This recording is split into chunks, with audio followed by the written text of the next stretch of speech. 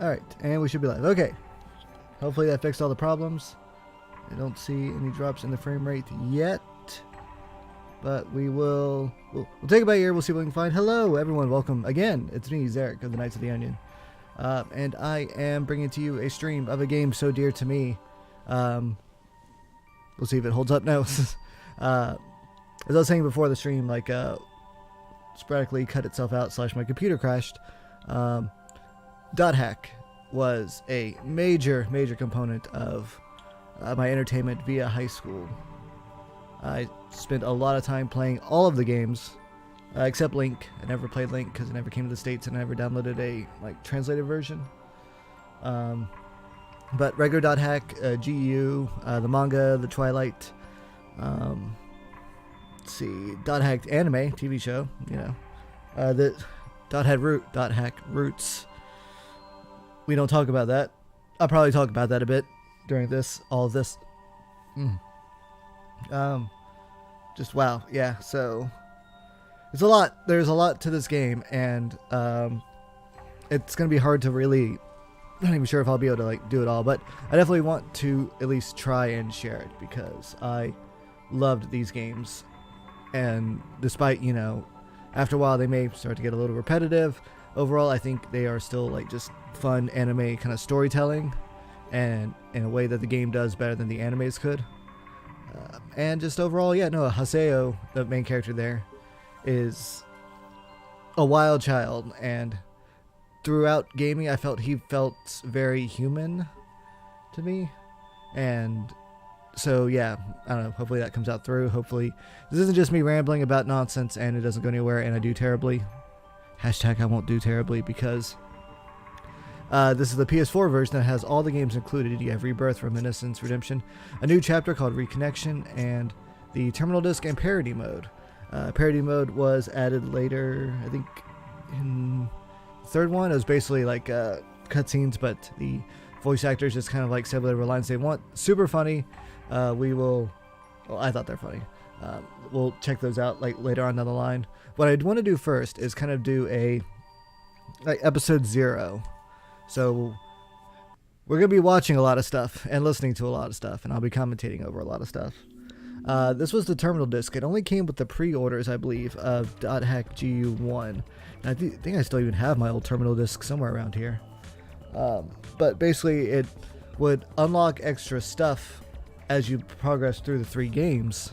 And that save data would convert over to the terminal disk, and you would get more files, which is kind of more backstory. What's X to attempt to unlock it? I just want to see. Okay, so you have to progress further in the game to unlock these. Cool.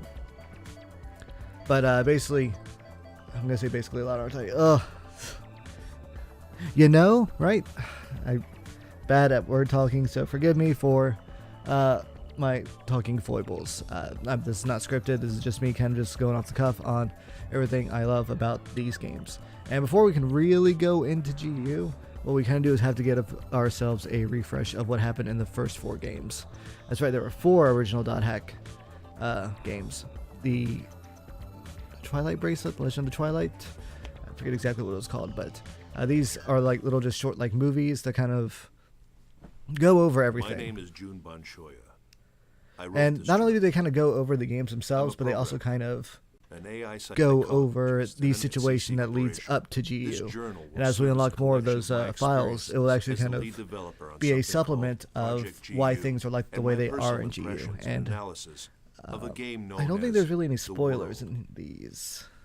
Oh, except unless you never played the PS2 games you wanted to. Lots of spoilers ahead. That said, I don't think you're going to, because those PS2 games are kind of hard to find and rare. I used to have all 4, and then I sold them off, bit by bit through the years as I needed just living money.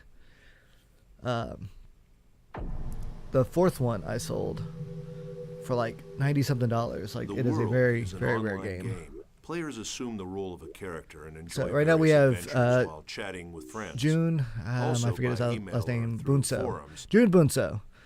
He is a employee at CC Core, which is the company that runs The World, which is the major PC online game that the Dot Hack games take place in. Be called a game of communication. Basically, it was a kind of so it's a lot of probably sword art. As I write this journal, I know there is one event I can't ideas avoid discussing. came from Dot Hack, It's I the want to first say. thing I want to talk about. So what the world was is VR The second network crisis. immersion, but you're still playing with a controller. You don't The like event put on is the often referred headset to by and just its your body nickname, just goes the unconscious, so organic you're incident. done. Now, like you would still The be playing with a information that controller would at a follow PC, but based you'd on have the what I VR learned headset while on, so you would be working on experiencing GU everything, for the CC and then the little Corporation. chat headset would, It's a you'd be able to talk and reconstruction of what communicate through happened people. From my personal point of view, supplemented with logs. And it was a Logs I you know, stole off big the hit network.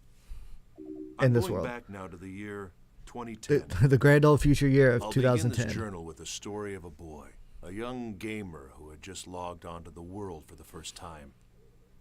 So what June is talking about character's now name was is the start Kite. of the first game. And at the time, he was only 14 years old. He had been invited to play by his friend, whose character's name was Orca. So Kite This and was his Orca first were adventure. BFFs in the real life. And what Kite probably didn't know is that Orca is actually one of the top like leveled players in the world. Like he and his partner Balmung were known as like some of the greatest players as far as skill and renown goes, because the two of them were single-handedly able to take down a raid While boss Kite and Orca were that journeying no through other the player, dungeon, no other team, they no met a other like group mysterious had girl ever been named able Nora. to defeat, and that was Nora was actually being chased by a described in rogue detail monster known in one as of the Scathe. Dot Hack novels.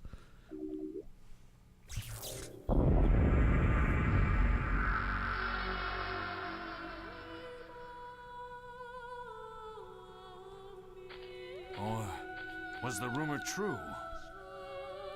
Take this. And that is Please our take this. MacGuffin Aura. There's no time. No, it is not Kite's daughter. What's this? Although, A great now that I think about it, in the Legend of the Twilight like sequel where the little kids salvation. are playing, they do kind of adopt a aura-like girl as their daughter almost. It's very cute. After entrusting them with the Book of Twilight, the mysterious girl disappeared. Soon after, Orca was killed when Scathe attacked him with an unauthorized and illegal power, and the character was lost. As a result, the gamer who was playing as Orca fell into a coma.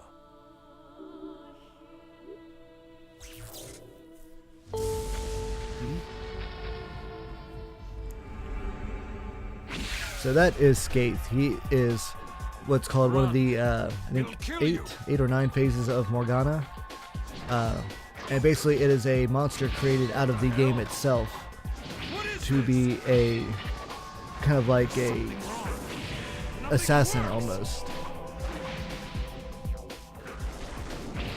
And the fact that Orca can't beat it despite his like high level and stats goes to show that hey, this monster almost like exists outside of the game.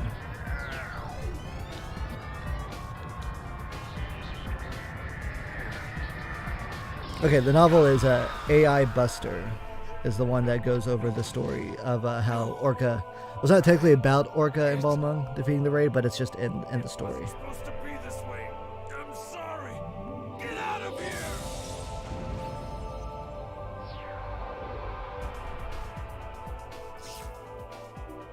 I know it sounds like some cheap sci-fi movie, but the player actually fell into a coma because of this online game. As involved as I was in Project GU, I understood how something like this could happen. This incident, So a yeah, player whenever being left comatose that after skill playing called the world data was drain not like made hits a public. player, I'm just an it would actually individual, sort of like so almost I like don't know all keep the their details, brain but I like can trapped guess in the what world, but their body would go into the a CC coma. Corporation must have used their Yeah, political sounds very familiar, right? influence to kill the story before it was released. And apparently this Not long gaming after, company has we found enough like evidence political that at least ties 6 other gamers to had stop suffered the news exactly the stations same from ever fate as reporting that on boy. it. The names of the 6 were Sora, So Al, that character Sora Carl, was a character Orca, from the anime, which and was the C. prequel to this. And what The first of the lost isn't players had shown already woken till up in later the is that Sora, the character like his name character was was actually like Tsukasa. his character data was actually used in creating Scathe. So Sora is actually trapped At another inside of that point much monster at the later, moment. Sora and Sig became intimately involved with Project GU. But for now, let's return to Kite's story.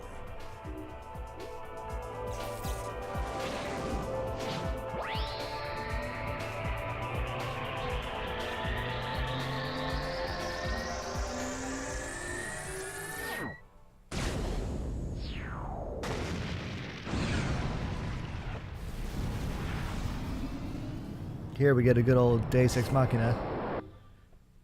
Thanks to the intervention of Helba, Kite was saved from the threat of Skaith. And it was Kite who received the installation book, Book of Twilight, instead of Orca. So yeah, Aura was actually looking more for Orca, who was one of the greatest players at the time, to give this installation ability that would kind of like help him be able to fight against what was happening to the system at that time. So Kite, basically like level 1, level 2 character, gets this like With it, Kite's data skills upgrade. expanded, becoming able to modify the abilities of his character and gain unauthorized powers.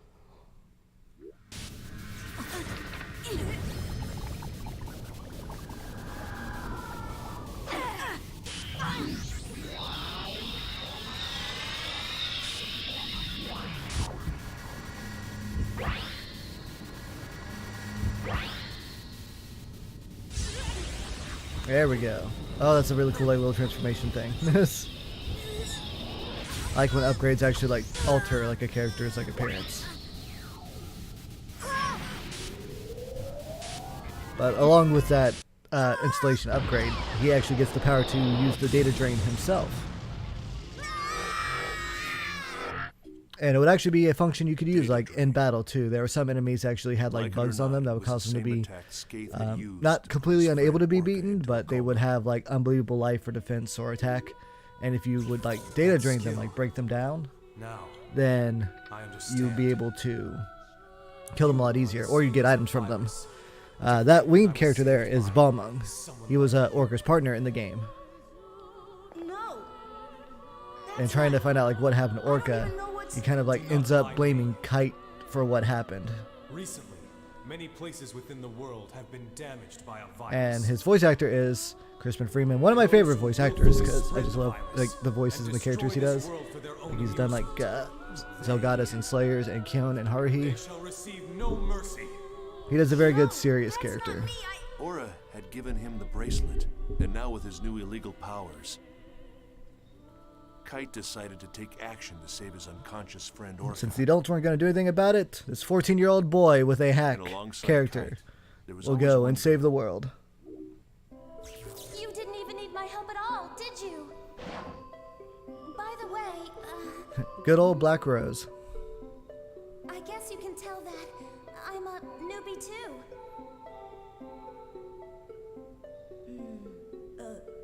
Yeah. It must be pretty obvious by the way I acted back there. That's hardly the way to talk to someone who just saved your life. Who, me? I'm not afraid. No way.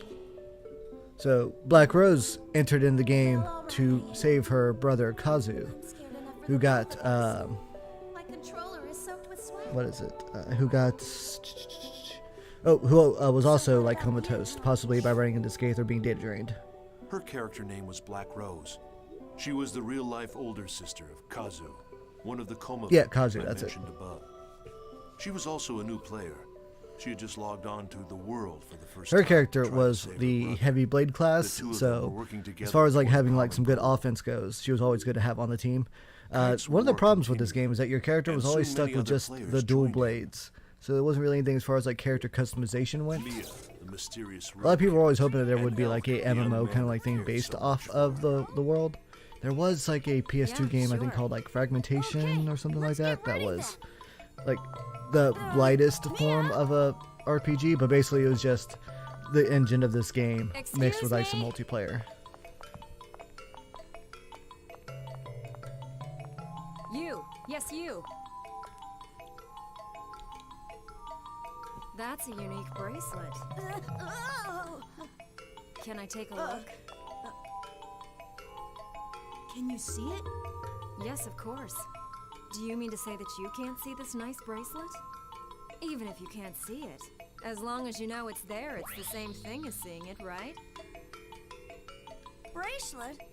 Hey, what are you talking about? I So can't regular see the characters bracelet can't from see here. the Twilight bracelet, but Mia is a special Well, thanks character a in and lot of herself. For letting me look at your bracelet. She is, I have a yes, feeling you can see we're like a gonna cat meet character. again. That isn't a normal character you can like create in the world. See you So around. It's very clear, like later on, that her character is either special or hacked in some way. And yeah, that kid, he's super, super into her. Wait, Mia! What about the aromatic grass? Balmung, who along with his sworn friend Orca, had earned the title Descendant of Fianna, appeared as well. Draw! Draw your sword! Now! I do not speak with hackers. Then I must ask. What's crazy is that despite Balmung's like attitude and his like pretentiousness, he's really also just kind of like a I think he's like a middle school kid, same as Kite and Orca. And they're both really young. Like, all three of them are like really young. Like Black Rose is actually a bit older than Kite. And Black Rose also had her own series of novels called Another Birth, where she was also had like her own adventures and kind of like what was going on through her head throughout the games. You don't have time to get depressed. So like throughout, you know, the stuff with like her brother, like she also has like, you know, like boy problems and school problems and family problems going on.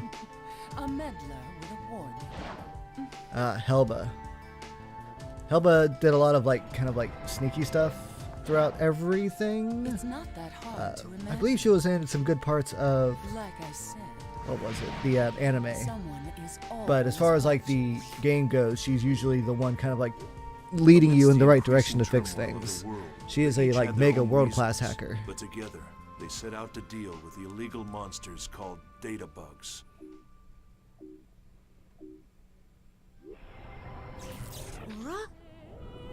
And so by the end of the first game, was pretty much the search for Aura, and to, you know, see what they can do to like save everyone. And Aura ends up actually reaching out to Kite, saying like, "Hey, I'm at this area. Here are the keywords." But by the time Kite gets there, as you see, she's already been caught by Skaith.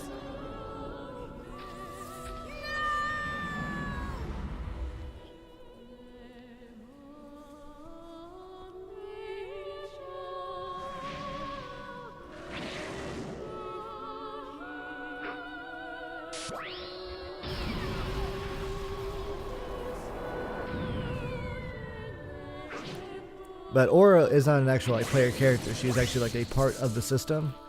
So what you see there is like her consciousness or her existence kind of be splitting into 3 fragments. And then the first game ends with a fight against Skaith, and it was the hardest fight probably in the whole game besides the ones on the last disc. Skaith was unbelievably ruthless and would easily like kind of like knock down all my characters' lives super fast. There was a battle between the first phase Skaith and Kite, the holder of the bracelet. Kite managed to gain a difficult victory. Difficult victory is... But what he couldn't imagine at the time was it was just the opening battle in a long, long war.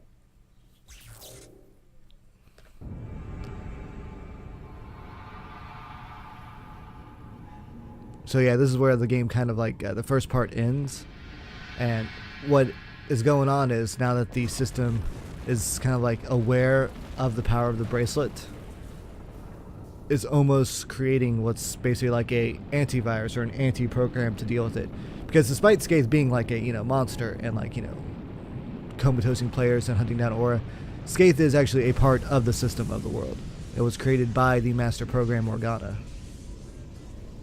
And so by destroying that, the system became self-aware, and to preserve itself, well, it's doing a thing. It's doing a thing.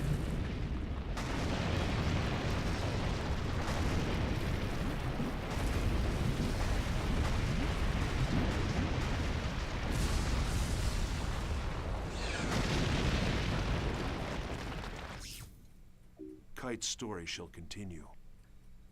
But first there's the mystery of the brilliant AI programmer and creator of the world, Harold Hewick. So this is what the anime goes into a lot, is the history and the, you know, fate of Harold Hewick there. Of 2010 was a direct he was basically like of this the brilliant programmer, made the world, awful. advanced like Because AI catastrophic damage and to travel, technology, and just a genius who's healthcare all industries like all over the obsessed planet. about a woman and about What exactly was a it poem. that caused the network crisis? It was the very power that was being researched at Project GU. In other words, the network version of God. Yeah. My efforts were entirely devoted to technical research and the existence of God in the world. It became a story of human foolishness and a paradise abandoned by God. What I like about all these like little research reports is they all have a name that involves like the letters like GU. Alright, so that was Graceless Unison. That was a brief look at what the first game was and a little bit of the backstory around how GU games kind of like end up happening. So we'll go on to file 2 now. The Geeks Utopia mutation. Using the power of the bracelet, Kite defeated Skaith. But instead of rescuing his friend Orca from the coma, Kite's victory actually led to the birth of a new, frightening enemy, Kubia.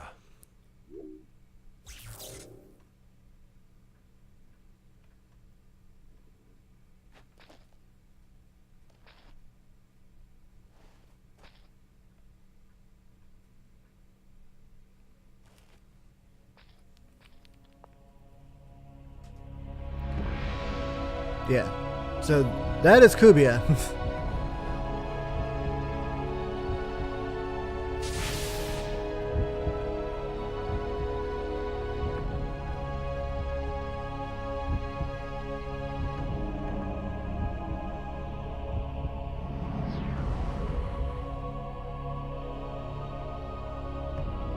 It is a wild looking monster. And the boss fights will usually have you fighting on top of him.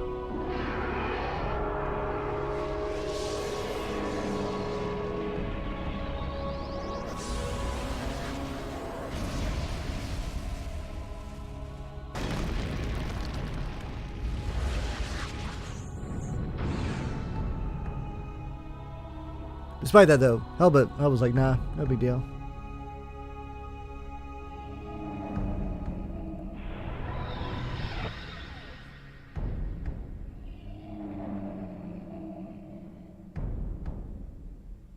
Kubia.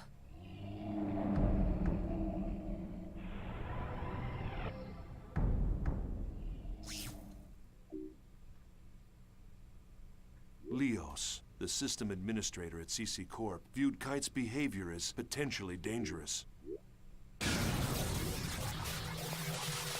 Oh yeah, this is when the administrators start getting involved.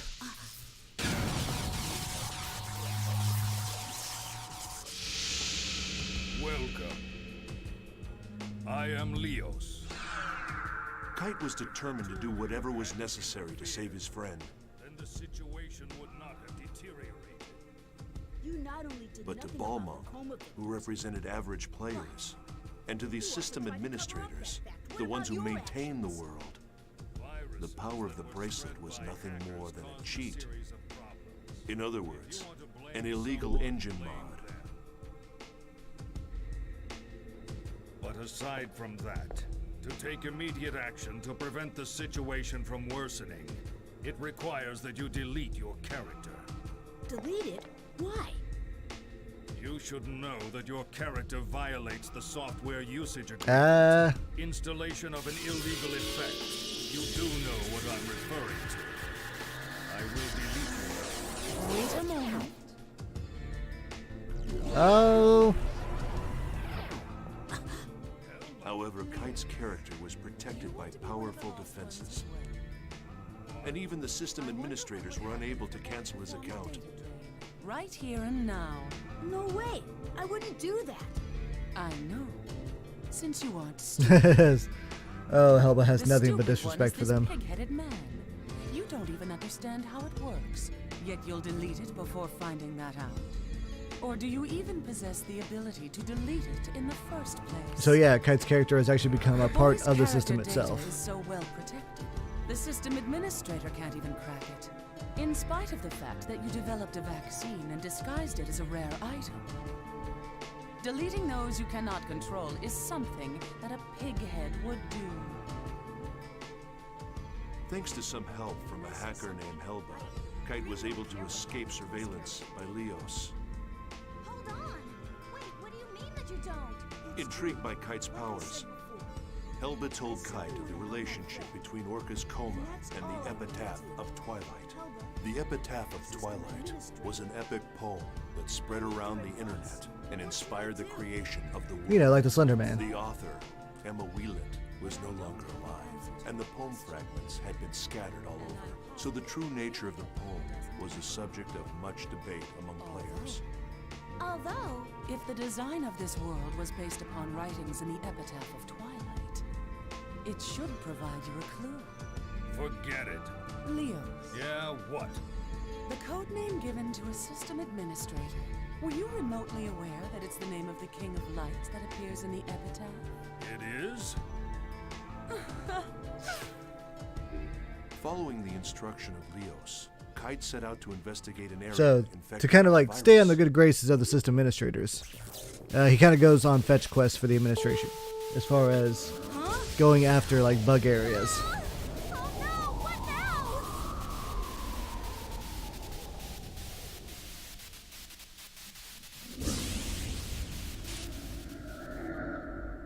That's it? That thing is the cause?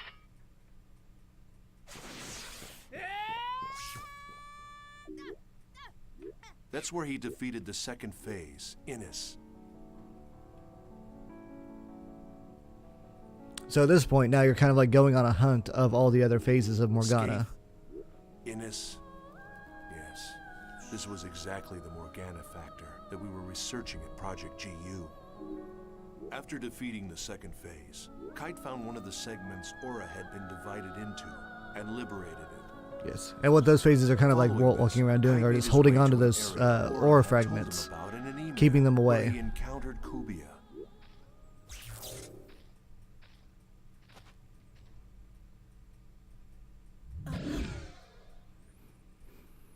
And throughout this game, like, you do run into a whole bunch of other cute little characters that have like their own stories and their own like side quests and stuff. And there's a lot of like development all through it. That story you told me was true, wasn't it? Yes, it was. At any rate, this girl, she's beautiful, but I don't know how to say this, but she's not alive. It's only a third of her.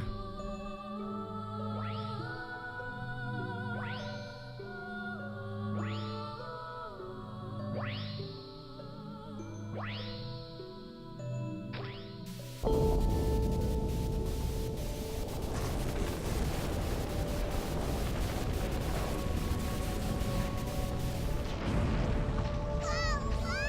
Hey!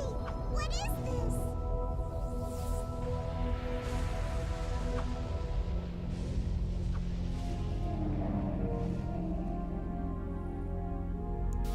This is where the Kubia fights start.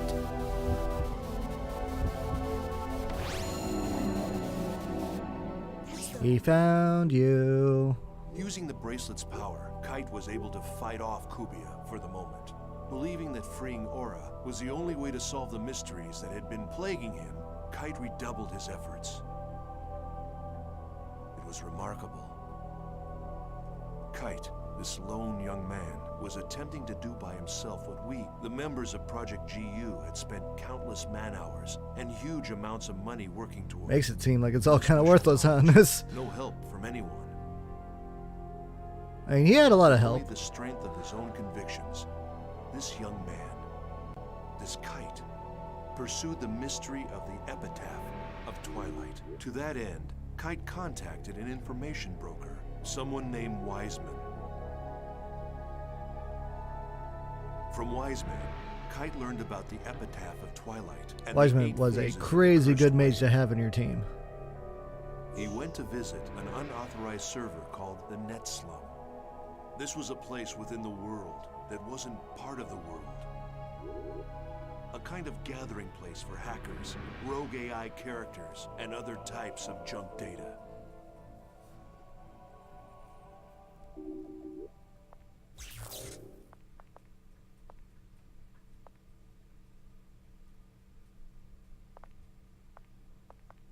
Are you looking for Helba? Huh?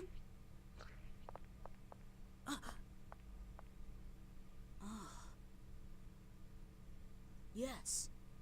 It so happens I briefly heard from her recently. The epitaph of Twilight. To sum it up in a nutshell, it is a tale. Or to elaborate further, it is a saga that recounts how the Age of the Spirits came to an end. So of course the people on the internet would love that. Tale of an end? Indeed. However, the texts are scattered. Even if found, they are extremely difficult to comprehend. Yes, it'll be a very tricky business. Where's the game theorist when you need him? Say, there's something that's been bothering me. The people around here, they all look so different from anybody I've seen anywhere else. This place was once where all of the unsuccessful non-player characters drifted. Aw. Sort of a sanctuary for failures. That's so sad. Then players who considered them amusing came up with their own variations of failed characters. Now the boundaries between player and non-player character is quite indistinct. Some of them simply don't know which category they fall into.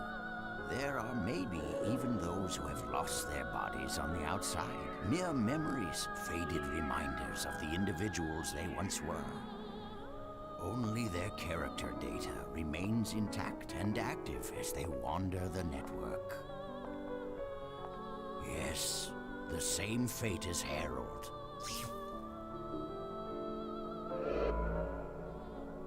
Hacker's Paradise. It was there that Kite reunited with Helba. Queen of the If anyone Junkyard. could be called the creator of the net slum, it was Helba. In the net slum, Kite learned more information about the original creator of the world, Harold Hewick, and his goal. He also learned that at the heart of the world exists another consciousness separate from Harold. Just then, Balmung and Leos appeared.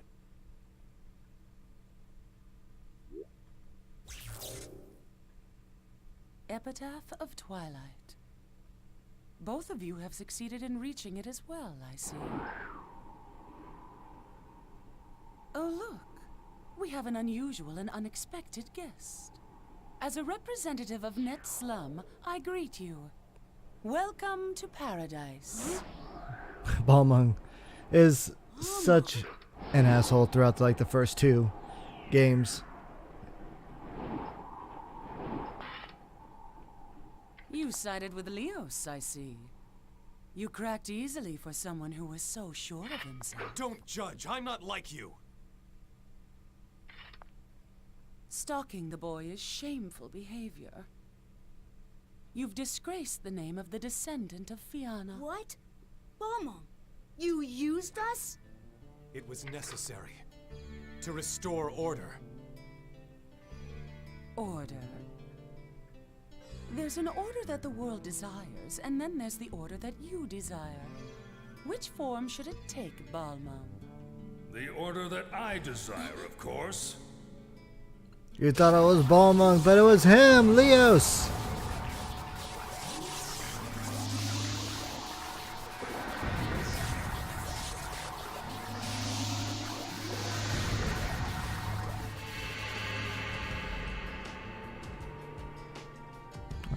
Our featured performer. Look at all those system administrators. Now all of the actors have assembled. Quit your yapping, woman. You are entities that unquestionably pose a grave threat to this world. And by threat, we mean a threat to our money. I'll delete you all. Oddly, Leos was the name of the King of Light, mentioned in the epitaph of What Twilight. did you do? And Helba was the name of the Queen of Darkness. This is her doing. During Leos and Helba's confrontation, another strange phenomenon occurred, this time in Net Slum. It was the third phase Magus. Oh, the snap. situation took a sudden turn. This world itself. So the third phase is one that actually hunts them down.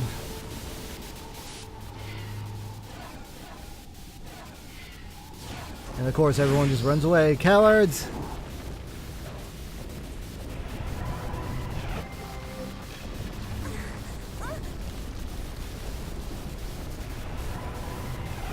Of course, everyone runs away.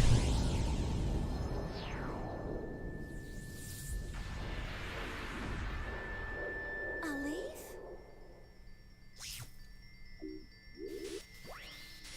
Once again, with the power of the bracelet, Kite was able to defeat Magus. Magus was a weird looking one. But another problem was awaiting him. The town that had had its data destroyed.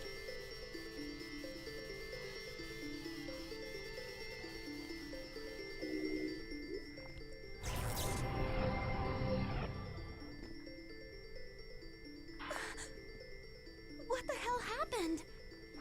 You're kidding me, right? Yeah.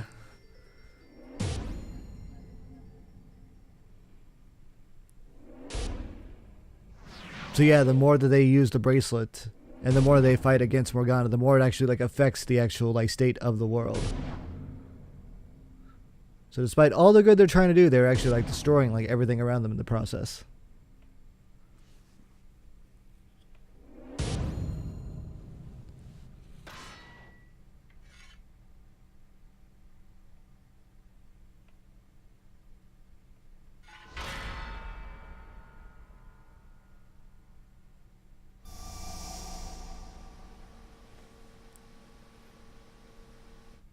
Yeah, kind of hard to stomach whenever you think you're doing the right thing.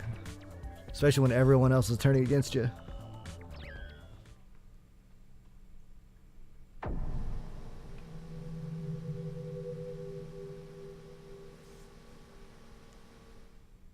We can only guess what Harold Hewick's real purpose was in creating the online game. I bet if you were to ask him after everything was over, he would say, But many think you know, I it don't was remember. first created as a testament to the woman he loved. Anyone that gets that reference is going to be just as mad as I am, so it's fine. A love letter to Emma Wieland, the woman who wrote the epic but unfinished poem Epitaph of Twilight. Harold designed and created an online game based upon her unpublished manuscripts and sold it to CC Corporation. Yes. The world is, in fact, a fusion of Harold's genius for artificial intelligence and Emma's beautiful lyrical poetry. In other words, I believe Harold's true goal was to use the game to acquire data on the behavior of millions of online players. And by doing so, to create the ultimate AI. Yep, that was It's known that the Harold crazy was purpose of the entire thing. a black box. However, It was commonly the known Morgana as the system Harold that was like system. running everything was afraid of Aura, that Could it be if that the world was Aura actually was a created, human that it would behavior basically kind of sampling like system, simply have the disguised as an online lose its game? purpose and like kind of destroy itself.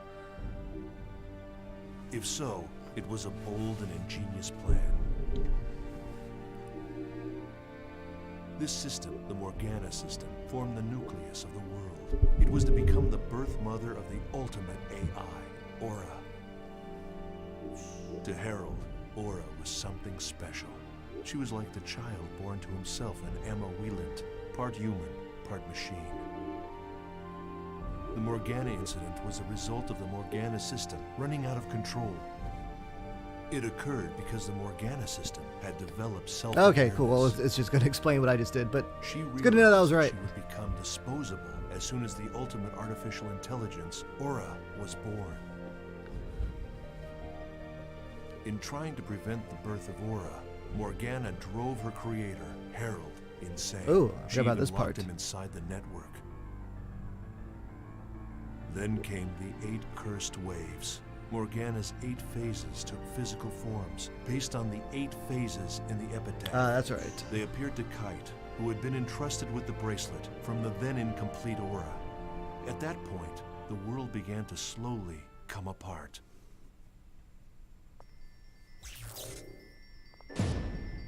And now we return to the story at hand. Everything is breaking! Ah!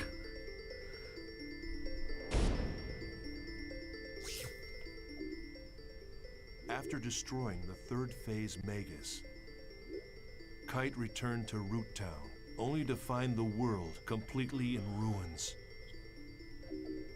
Server trouble increased. Game data was being destroyed by viruses. In short, the world was beginning to break down. Thanks, Bethesda. Then strangely, these abnormalities began to expand and spread into the real world. Kite anguished over the fact that each time he used his bracelet, the problems with the world seemed to increase. However, with the encouragement of Black Rose, whose real-life younger brother was still in a coma from the incident, Kite reconciled with Orca's friend, Balmung, Yep. and decided... So, on third course game, of action. finally, Balmung stops being like a stupid head and joins the party. In which case, at that point, my party was kind of set. There's just like the three of them. Sometimes I would switch up for a Wanna know mage. something? My brother fell unconscious here. Oh. That initial eye, it's like, oh. I didn't tell you because I couldn't find the right time. Sorry. When I first met you, I forced you to come here, right? Yeah. I wanted to see what had happened here with my own eyes, yet I was too frightened to come here by myself. And I still feel that way. I'm very, very scared. This is a sweet, bitter childhood I wouldn't have romance. gotten this far without you. So, what am I going to do if you start doubting yourself? How am I supposed to cope? Does a big sister have to be happy? I want to... Black Rose. Please don't cry. What do you mean? I'm not crying. You can't even see me, so don't make any assumptions. All right.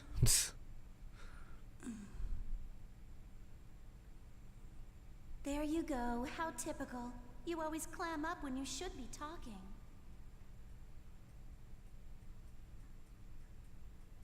Yeah. I'm sorry. Oh. I was wrong in thinking that I'm the only one who's trying to do something about Orca and the disaster. Kite is so Everybody precious. needs to do something. He is the complete opposite of Haseo. We all want to bring this whole horrible mess to an end. Yeah.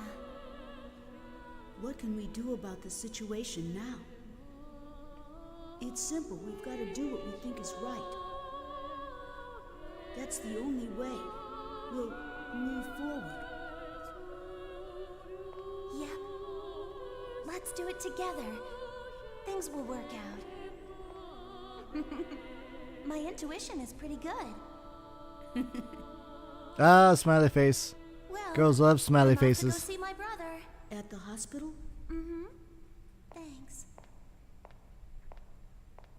Thank you. To you too. So, why did you help me? I scorned you when you both fought bravely. I am guilty of resorting to more cowardly means. You ask, why did I help you, but why shouldn't I? Oh, snap. Yes, of course. True wisdom there, Kite. I seem to have lost myself in hatred for the power of that bracelet. Yeah, you know it's supposed to go to your Power bud Orca, itself right? isn't good or evil. There are only evil intentions. It appears that I am the one who may have been selfish. A great force.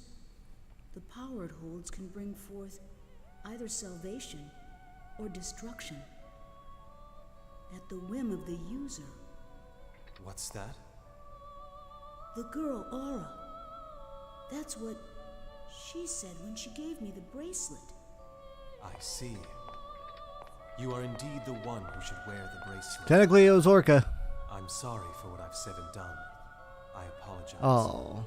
Takes a big man, Balmung. Takes a big man with big wings. I want to restore this world. And like you, I want to help Orca as well. However, it's not something I can accomplish alone. Even though I am one of the best players in the game. Perhaps you could lend me a hand. Would you like help from one of the best players in the game? I am being selfish. Go right ahead and laugh. I wouldn't laugh because I happen to have a request too. Care to hear it? I want two things. To help Orca and to play in the world that's not corrupted. But It's really not something I can accomplish alone. Could you lend me a hand? Oh, he's just so precious. Of course. Someone asking for a favor, and he's like, actually, I would like to ask you the favor.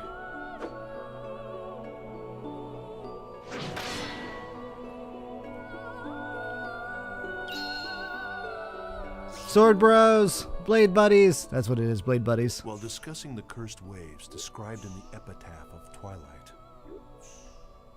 Wise Man told Kite his theory that in order to stop the virus from spreading further, he had to defeat the 5 remaining phases, as well as Kubia. Wiseman's theory was of extreme interest to those of us working on Project GU. They may come back later. It helped explain the relationship between the bracelet and Kubia and Aura and Morgana's 8 phases. In order to comprehend this theory, one must understand the true meaning encoded into the epitaph of Twilight poem. Wise Men knew a lot more than we at Project GU. It's kind of weird, too. Because if I remember correctly, at this point, he's really just kind of like a kid that's just really, like, good at the internet. What the hell? It's a mask this time. Launching program. Audio and visual communication from this end will now... Oh, that's right. At this point, they're trying to White figure out how to, noise like, will signal the start take in data Good luck. during the fights with the phases. Trying to be a little bit more proactive instead of reactive. With help from Wiseman and Helba, Kite defeated the 4th phase, Fidhel. He also obtained the 2nd Aura segment. Yeah. However, Leos, who was concerned about the spread of the virus, decided to destroy the world servers. Yo, what? Guided by her voice, Kite descended into the dungeon and was reunited with Aura. However, before that, Kubia appeared for a 3rd battle with Kite. Yeah, Kubia fights start to become pretty common. And they only get tougher, too, the further it goes on. Damaged data.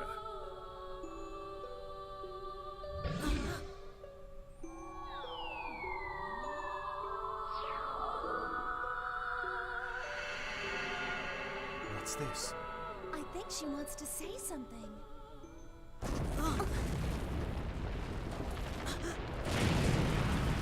Watch out. That's what she was trying to say.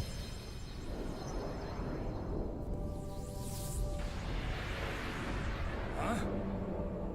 What is it? Something like that exists? It's that thing again! It's big. Too big. Can we defeat it? And each phase you defeat 2, it only grows stronger. Growing. As if responding to the call of the bracelet, Kubia's strength grew enormous. Kite must have felt terrible, having upset the very balance of the world. Or perhaps his mental state was like mine. Perhaps like me, he decided to try and act heroically, using the power at his command to set the world back on the correct path. After a long and difficult 2nd battle, Kite defeated Kubia and made peace between the hacker Helba and the admin Leos. When we learned that, They're in all this battle friends. anyway, we were on the same side as a detested hacker. My teammates and I couldn't hide our surprise. Yeah, Leo's Just as probably the lost his epitaph job of Twilight after this. foretold, the King of Light and the Queen of the Dark were to fight on the same side. And that was how, through the Morgana incident, we were able to achieve the single most important factor in our research at Project GU, the liberation of Sora, one of the 6 coma victims.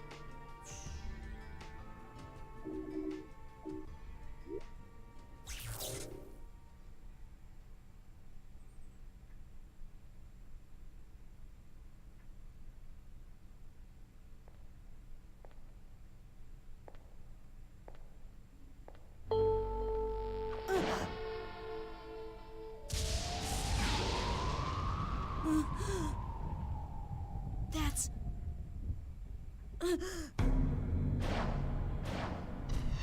Recade's wand?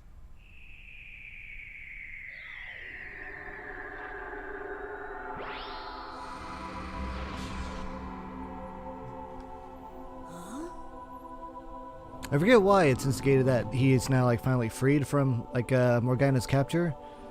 In the original anime, Sora was like a very young prankster kid, and I think very low-key in the Marvel cinematic universe.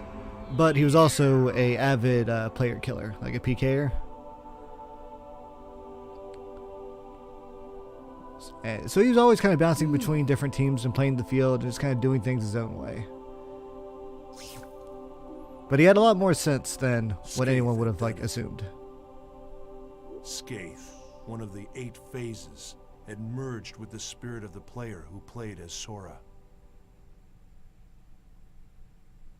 The player Sora had been imprisoned inside the network, within Scathe's staff. Sora was a rare and unique sample case. Government pressure, CC Corporation's very own cover-up. Even as the damage to the real world continued to grow, Kite and his friends began Operation Breakwater in an attempt to put a stop to the incursion by Morgana's 8 phases. The Area Sigma, chatting snaring twins, is now quarantined. Communication will be offline. Ready. Yeah, I think in part 3 you end up fighting the most phases in that game.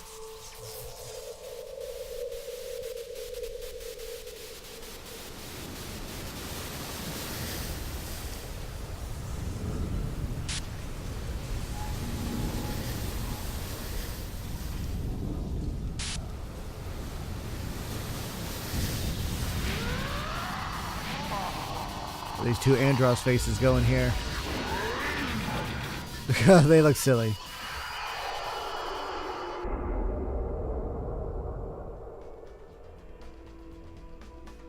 Just who designs these freaky things anyway?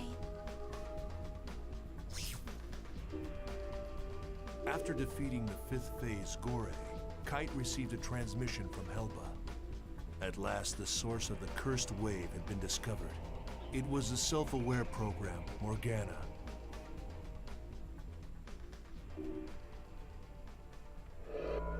Guilty Universe. Harold Hewick's world of corrupted love and dreams.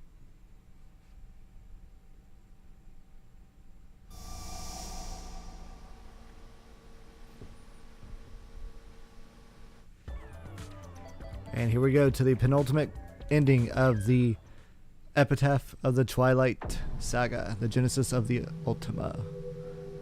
Or Dot Hat Quarantine. Morgana, the basic system that controls the world, was imbued with an artificial personality.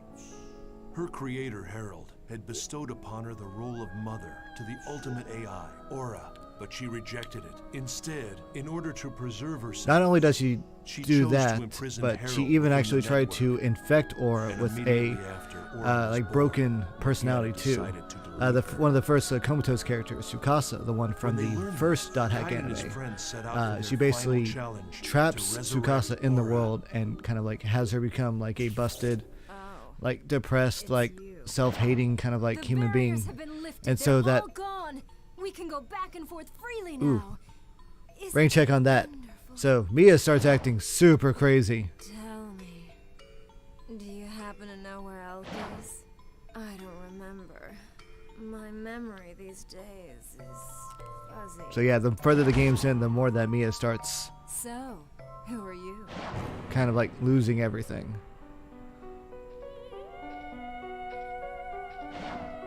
Elk. Who am You're Mia, of course. I? I have no memory. It's true. I only exist in the world. The only memory I have is when I'm in the world. No! Stop it! Mia! I want to stay as me! The true identity of Mia The cat-like character was actually a wandering This AI part was sad. The sixth phase, Maha. Elk. I'm sorry.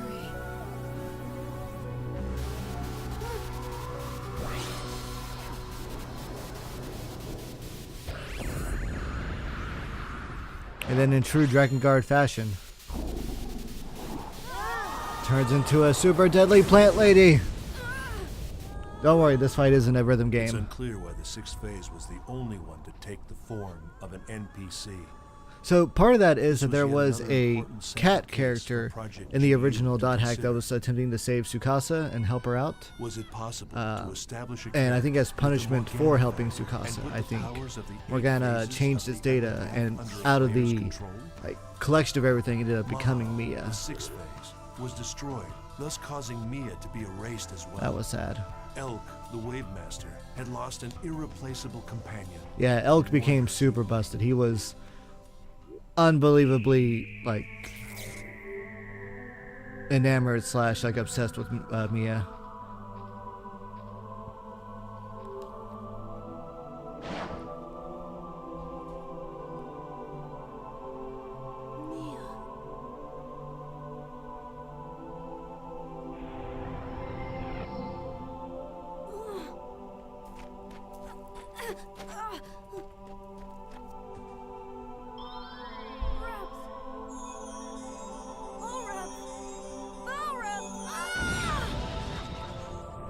Cure spell doesn't work, although you know, What have you done to me? at least he tried.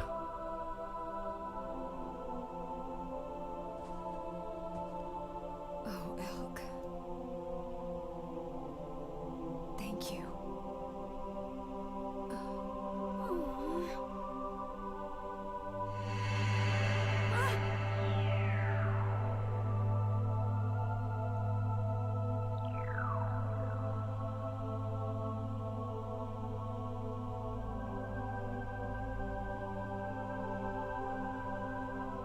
Me.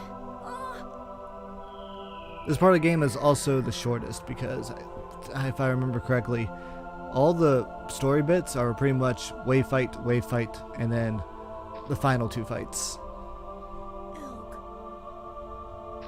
Mia. Just leave me alone. So hopefully at this point you didn't have Elk on your like main team, because I remember he doesn't become playable for the rest of the game. Or at least a good remaining chunk of it. Now their quest had reached the point of no return. After collecting all her segments, Kite received Aura's help and was able to destroy the seventh phase, Tarvos. Looks like if a shy guy made love to an Easter Island statue. In order to cover up the unfortunate fact that several gamers had collapsed into a coma while playing the world, I think it's more important that, like, CC Corp planned to destroy their well, that's servers. bad too, but that the So to Kite and the others, like their it's greatest affecting enemy all other very well industries. have been the greedy, power-hungry humans in charge of the company. If they You gotta succeed, protect those the shareholders. world's servers were destroyed. Kite and his friends would never be able to revive the coma patients. Only two enemies remained, Kubia and the eighth and final phase. How would he fight the two of them? Pressed by time and grasping desperately for an answer, Kite finally met Harold's pseudo-personality deep in an infected area of a dungeon, as well as the newly free Aura.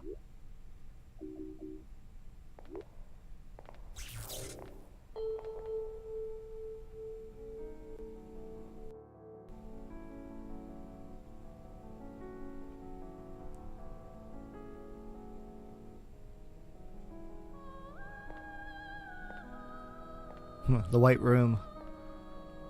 Who goes there? Who are you? This is Harold? My name is Harold. What? Hey, you're nothing but a piece of rock. You're responsible for the cursed wave, aren't you? All right then, fix this thing. No. Is irreversible. It's just the rock just talks back to her. It's like, make me. Now only these two choices remain. What? What are you saying?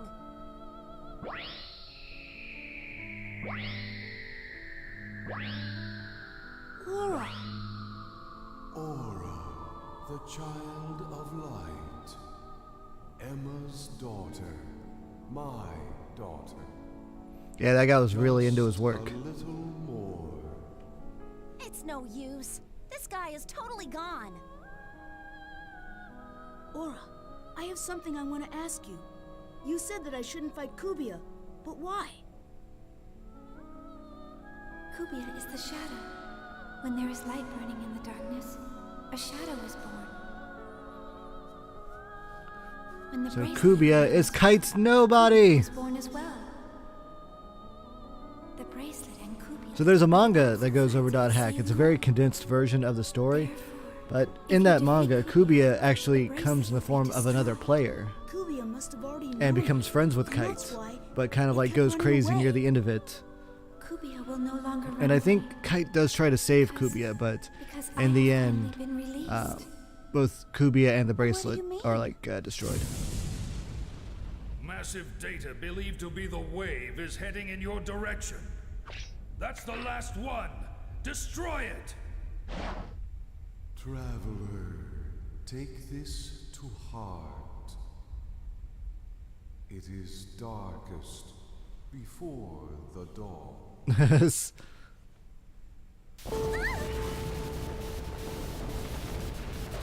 Run away. It is not too late. We'll defeat it and end this. No, it's not. That is...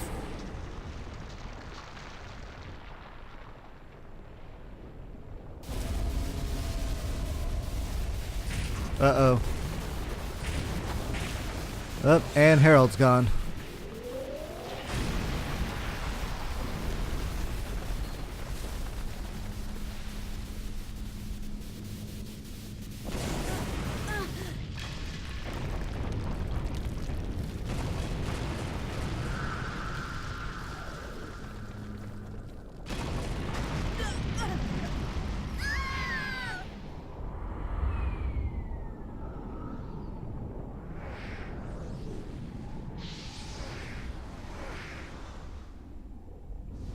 Okay, this part was kind of cool.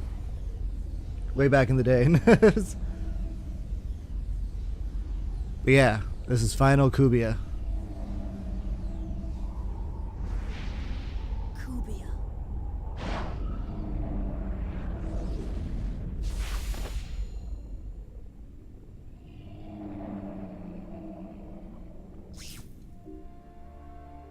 Kite finally found the truth behind the world. Aura was the child Harold had dreamt of having with Emma Wieland.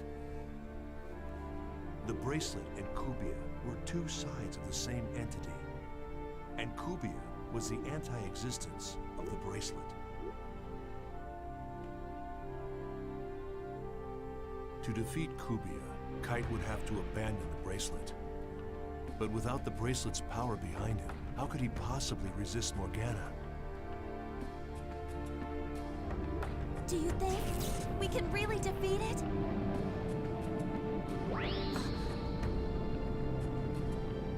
Black Rose, strike my bracelet. You want me to do what? Hey, what the hell are you saying? If they're two sides of the same coin, then this would settle it. But the bracelet, it's... Forget about the bracelet. We're in danger. If Come on, you Black grant Rose. to it, Believe in their Okay, fine, power. I'll do it. I'll do it, so shut up. Ah!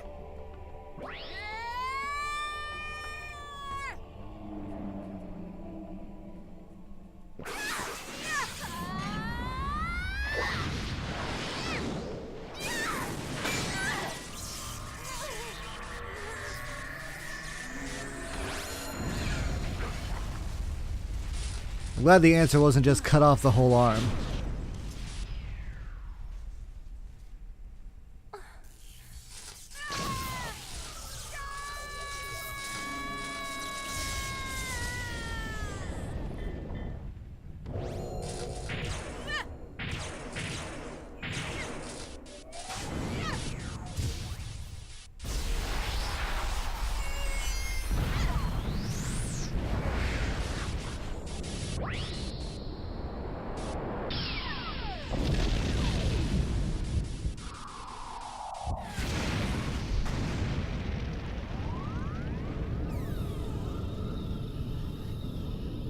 that was so cool.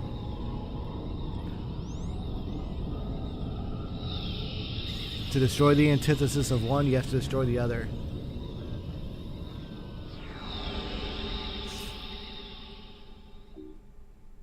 That was like the scariest part. Because the Twilight was the only way to really actually like be able to destroy the previous phases. He was forced to enlist the help of Black Rose. Kite believed that the revived aura had enough power to stop the cursed wave of Morgana. That's what Epitaph of Twilight meant. Twilight refers to a time of day that contains both light and darkness. If the epic poem had in fact been referring to dawn instead of dusk, then that must mean that Aura would bring light to the world.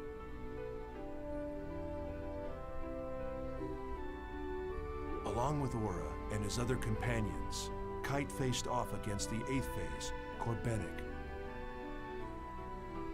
Joining them were Kazu and Sieg, who had regained consciousness with the resurrection of Aura, as well as Kite's close friend, Orca.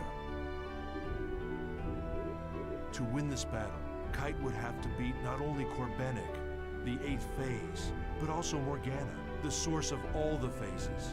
However, in the face of Corbenic's relentless assault, Kite's companions fell one by one. Then,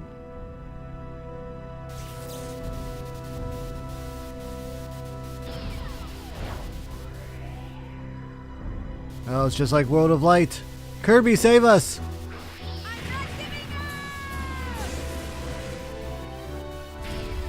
The manga does a very good like interpretation of this, to where Kite's kind of like upgraded powers and Aura's like resurrection like awakens like a new power inside of him called the Tri-Blade.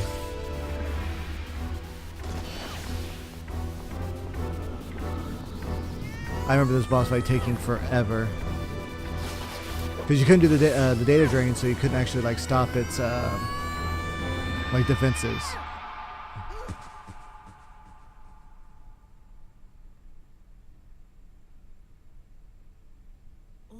the brutal fight came to an end in an unexpected way. Aura sacrificed her own life on the tip of Kite's sword. Self-sacrifice. It was the final act necessary for Aura to awaken as the ultimate AI. It was a bitter irony. Aura had finally become the ultimate AI. She attained a wisdom beyond that of humanity, and in doing so, she formed a new system. A better system in which the world could exist. Yes. Yep. Aura gave birth to a new internet. It was a far greater dream than any of us at Project GU had ever hoped to see fulfilled.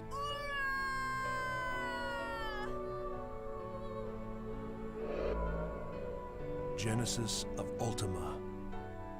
That's what it began to be called in the net. The battle by Kite's dot hackers that led to the birth of the ultimate AI, Aura. But who was a member of dot hackers? And who wasn't? I'm sure that whomever is reading this journal is wise enough to understand the futility in trying to answer that. These people weren't interested in being called heroes or taking credit for saving the world. They did it to save the people they loved, to protect them. It was with their own faith that they fought. Everyone dreams of a hero, but most of us can only catch glimpses of them, buried in the pages of a journal. When you start looking at all the other characters, that you kind of gain on the game, but they're not really any focus point of the story. That Project GU truly began.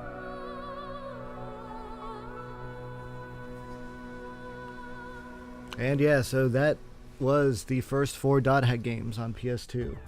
Subnote, after you beat the game in part 4, there is a extra dungeon that pops up.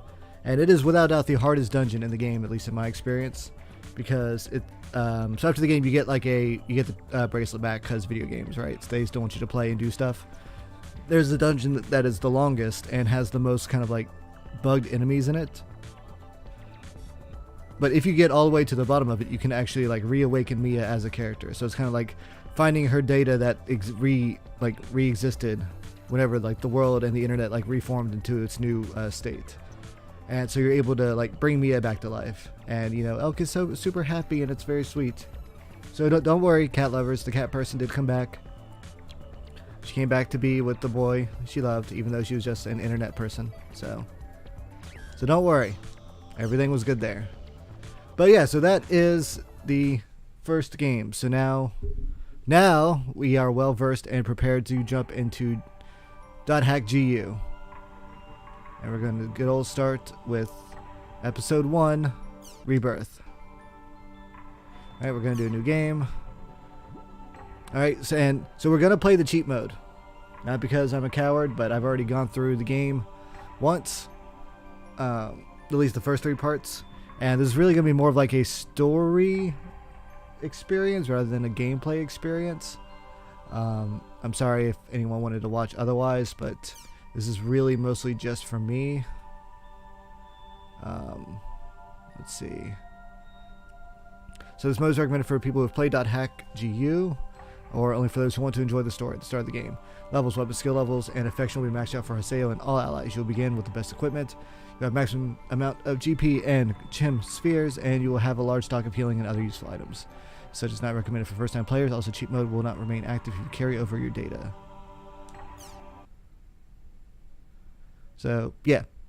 It's just it was a tough decision. I was thinking really hard about it, but as far as like time goes, like this would just be the way to do everything I want to show the best.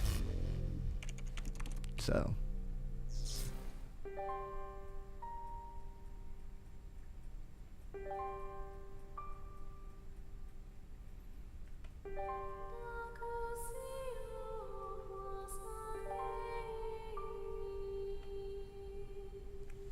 Now we have this very Ghost in the Shell styled opening. This.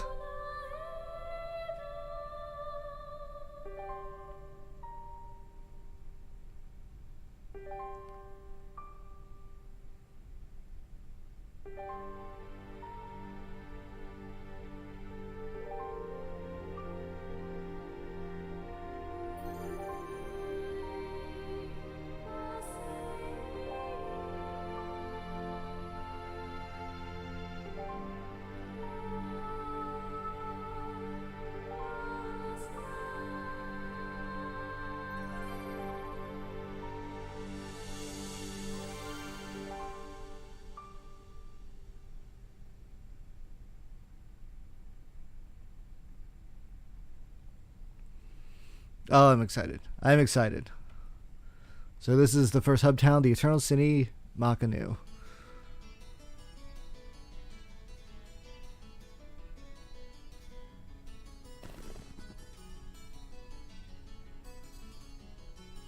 I enjoy the transition to widescreen. I will go and start that out now.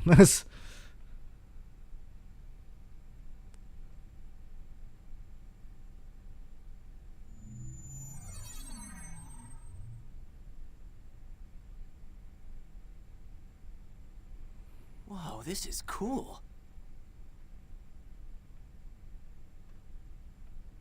Hey. Hey, you. You, the adept rogue. Yeah, you. I'm talking to you. Who, me? Couldn't be. Then who? So, I take it this is your first time playing this game. So everyone's going to have to, you know, kind of deal with the lack of, like, mouth moving. These were PS2 games. If you wish, we will be honored to show you around. Huh? I am sure you would like to become well acquainted as soon as possible. Just say yes and come along with us. I promise you won't regret it. All right, it is decided then. Here, I'll hand you my member address. So member address is pretty much people's friends' codes. Member addresses are short email addresses that you can only use in the world. Short mail allows you to instantly send and receive messages from any player online in the world. That awkward pausing is going to start to bug me after a while. People that you have member addresses for to join into your party. All right, so let's open the menu.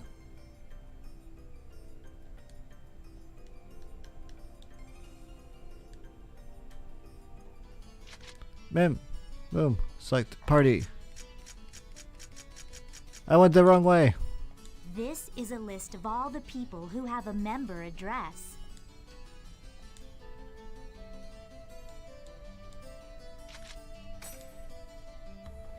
Okay, let's have some fun. Oh, but my stats are so much higher than them. Okay, great. Now your party is complete. Remember, you can only invite people logged into the world. Enough with the formalities. Should we go on to your first adventure? Yeah, adventure. Head to the save shop before going on adventure. Talk to save shop clerk. Choose save. This is how you save the game. Wow, that was really fast. I don't remember the original game being that fast when you're walking around. This is gonna be fun. Oh, I'm at level 50. Okay, wow. So that cheat thing really is like kind of crazy. Warp This menu. is a transporter called the Chaos Gate. Players can use this to travel from the root town to other locations. Choose Warp menu. In the world, all locations except for root towns, fields, and dungeons are called areas. You can warp to these areas by combining 3 words at the Chaos Gate. These words determine the type of area, monster strength, and so on. All right, let's try out the word selection. Select the area word. This is where you input the words. The thing at the top is the word plate. You combine the 3 words in here to create the area you want to go. So that was about the closest to procedurally generating that this game had. Is that it just would throw a lot of different things all at once. Stock of words. You can get more words by getting information from other players, emails, and forums. Okay, why don't you give it a try? Choose courageous from your stock. Okay, now you can go to your first area. Oh yeah, I almost forgot. See the mark left of the area word? That's a server symbol. It indicates the server you're currently in. Right now, it's showing triangle for Delta. So, as you can see, we are all in the Delta server. If it's a different server, you'll go to another area even with the same area word. Pay attention to the server symbol when invited to an area by a friend. I can imagine that being a very funny contention for later on for people. Check out some of the forums. All right, then we're off to Delta Courageous Engaging Daydream. We are warping. Warping.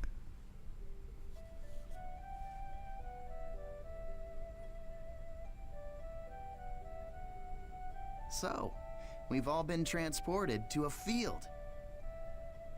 Open your map to take a look at the layout.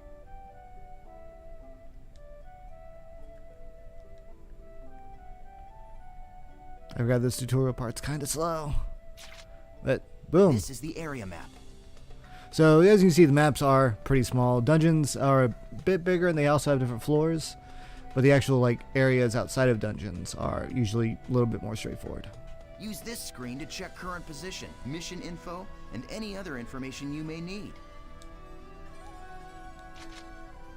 This is our mission. Missions are basically, well, I guess they're sort of like our objective for the area. It looks like this is a collection mission. We must collect 3 symbol fragments and make our way to the Beast Temple. The symbol fragments are in treasure chests found on the altars. The altars are protected by monsters. Or, defeat the monsters first, then open the treasure. These are the altar icons. I suggest we first head to each of these icons. Now, this is the icon for the Beast Temple, which is our final destination. Booyah. Now that we've confirmed what our mission is... Wait up, Asta. Okay, this time let's... Okay. So yeah, we just want a nice pair of players, staying by the starting area, seeing a new player and be like, oh hey dude, let's help teach you the game. It's always fun. Nice. We found an altar already. It wasn't that far, dude. Goblins.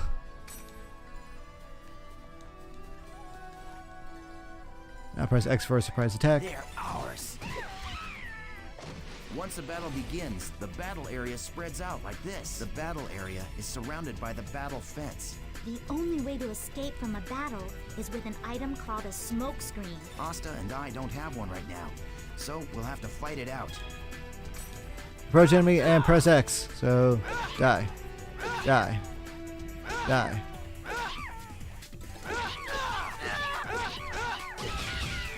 And that's combo. Hey, you're not too bad. Not so difficult. Hold down X to do charge. Yeah, keep it up. That's it. Can also guard. Oh, why would you do that?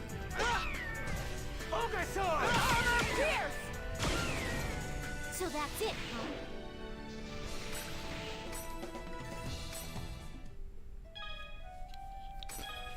huh? Alright, so yeah, so basically areas are kind of like walk around, fight all the monsters, get all the treasure chests, you know, you're basically kind of like MMO tomfoolery. All right. But it's also got this nice, very I'll teach you soothing about music. Using skills to attack.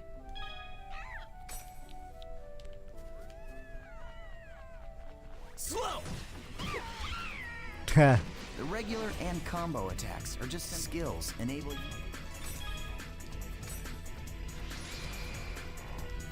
Okay, what you see here is the skill trigger menu. Do you see the 4 panels? You can press the button that corresponds to each panel to execute the different arts. Now These are like try your it out special by attacks. using the arts. All right, perfect. The skill trigger is not just a shortcut. It can also be used to stop enemy attacks, or it can be used to interrupt one of your own. That's my favorite, is that like if you're mid combo, you can still like cut into it and it'll like you forgetting something important, stop your Recode? actions and go straight to it. There is an even more important use for the skill trigger. Of course I haven't forgotten. You're talking about Rengeki, right? Let's see, Rengeki is skill attack whenever the enemy is surrounded by a blue and purple ring.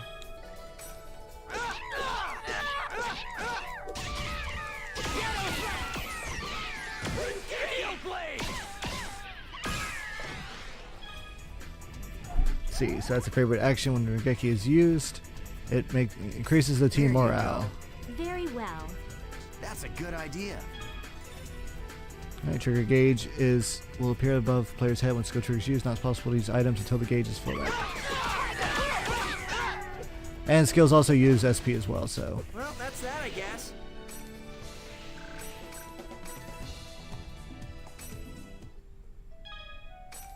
Grab that. Let's see, and last one should be up here.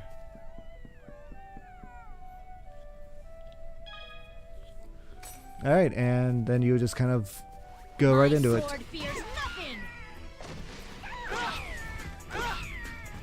That was nothing. Even not being like this cheat mode, like this starting area is actually pretty straightforward. Anyway, simple fragments, they shine, and then dungeon area opens. Yeah, awesome job. All right, let's finish off by heading for the Beast Temple.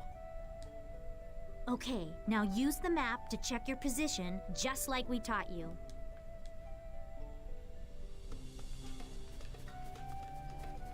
Yeah, if you're confused, you can be like, oh, where is the map? Okay, no, it's right there.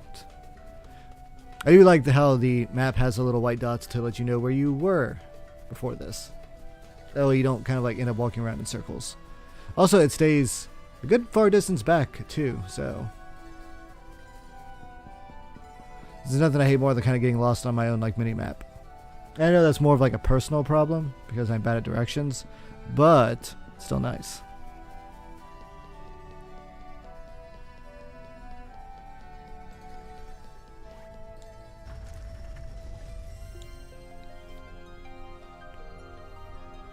Okay, so this dungeon doesn't actually have like any like thing to explore inside of it. It was pretty much the reward is just the chest, which is right there.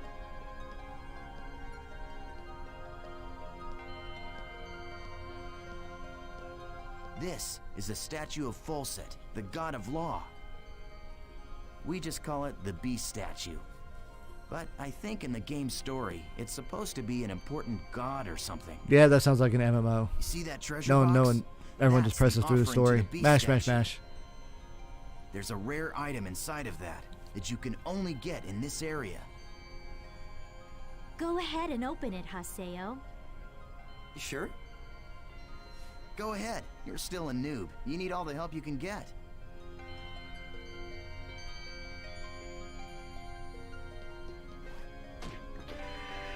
I got dry gear. I got the item.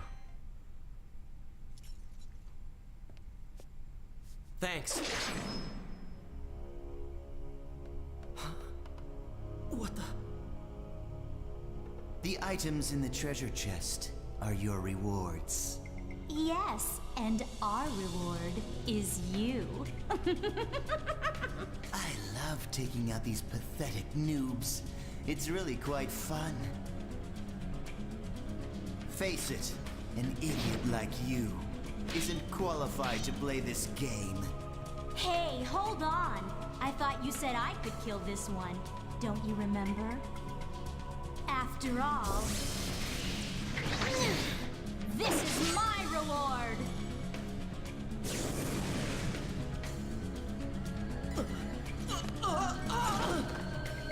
How did you trip and fall in the video game?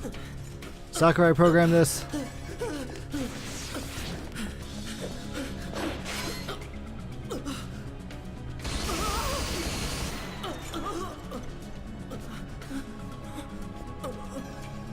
So, at this point in the future, the world is on its version 2, and the game has pretty much like Nice try, escalated into just a PvP like zone. Like the entire game is filled with nothing but people just basking in like player versus player fights, ganging up, clan wars. Pathetic.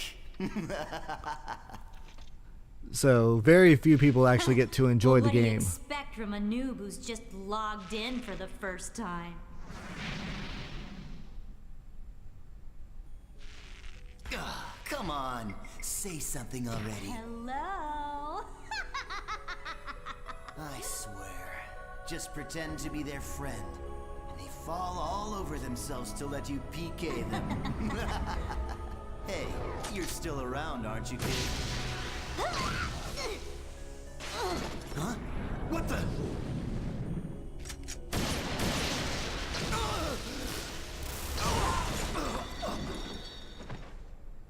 Oops.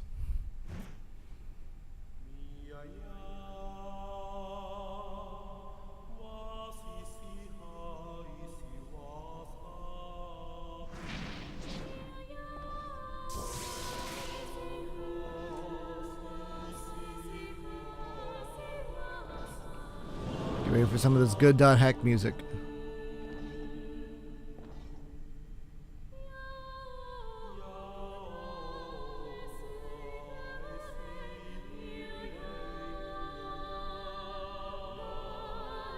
And this was Haseo's origin.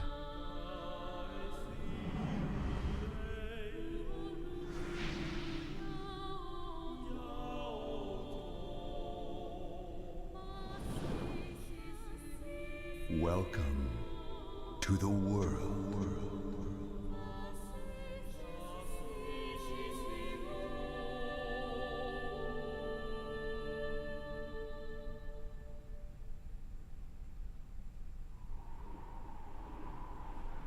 Eight-month later. Not months, just one. 8 month.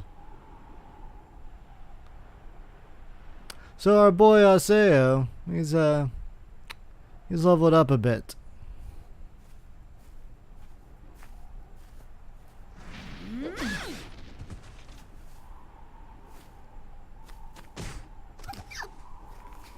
Please help me!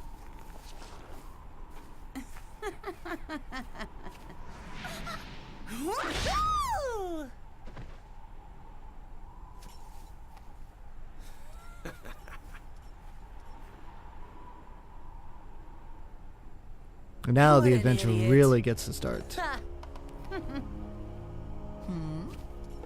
So this scene that they were showing pretty like early on into the announcement of this game, and just the amount of like graphic like improvement and just environment and world building. The terror of death! Yeah. It's Haseo, the PKK! What?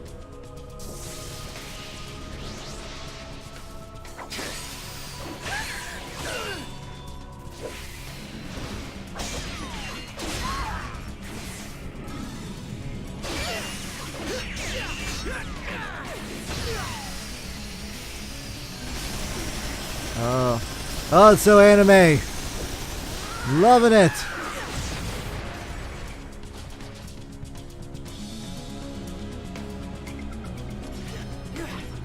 And he got some new weapons.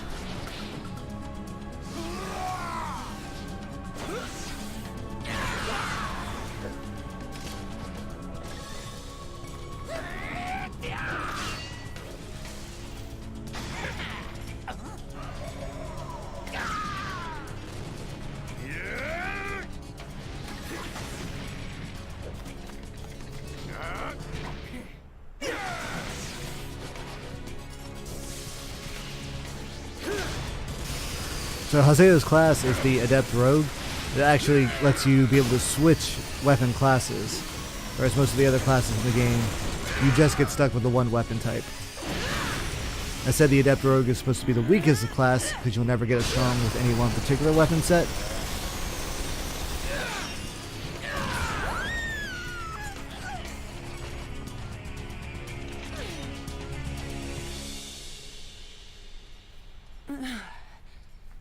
I'm surprised. I didn't think you'd be that strong.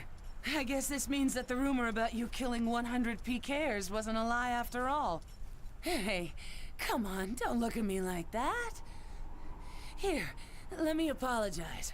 So just take it easy, calm down, and die!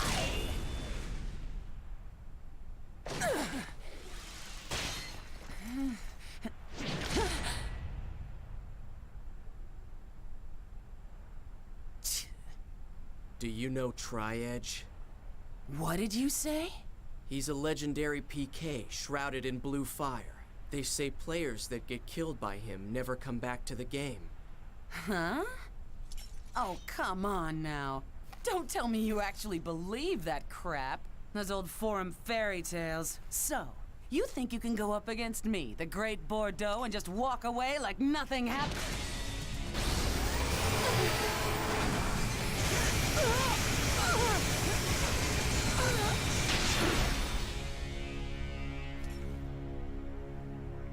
Yeah, so Haseo bleeds the edge. Nothing but edge. He is a far cry from our precious cinnamon bun Kite from the previous game.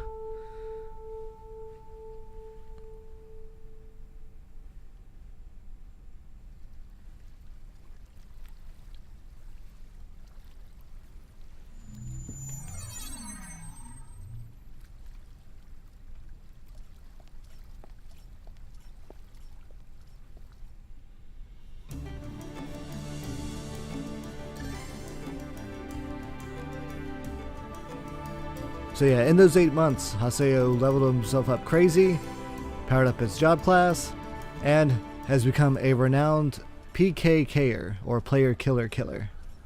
So it's you, the character that stinks of death. The terror of death. You're the PKK, Haseo.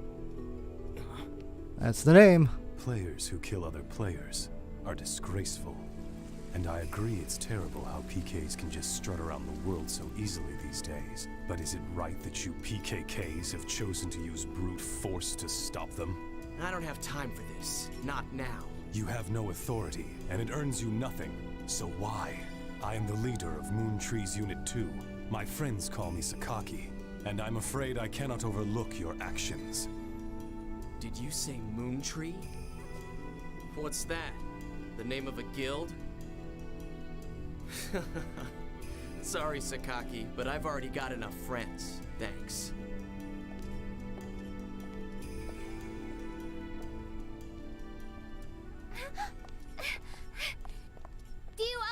about people like that?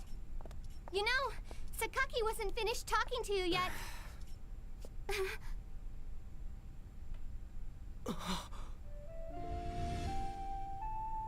Shino. Atuli, do you know this person? No? No, but there's only so many different character models in this game, surprisingly. It's not unusual to see players with similar characters in an online game like this. They really should update the different models and costume pieces. Just a case of mistaken identity. Hey, you. Why don't you just... Huh? A text message. Delta Hidden Forbidden Waterfall. Waiting at RK Keln. But who sent it? Ovan!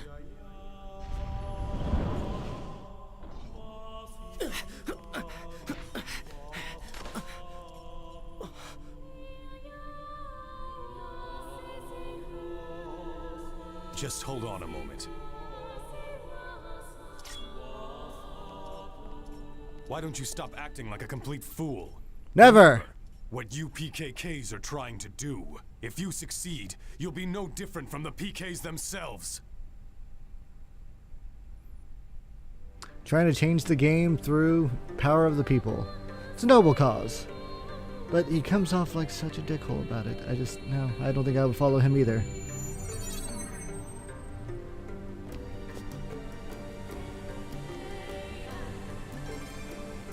Ah, the good old Hidden Forbidden Waterfall.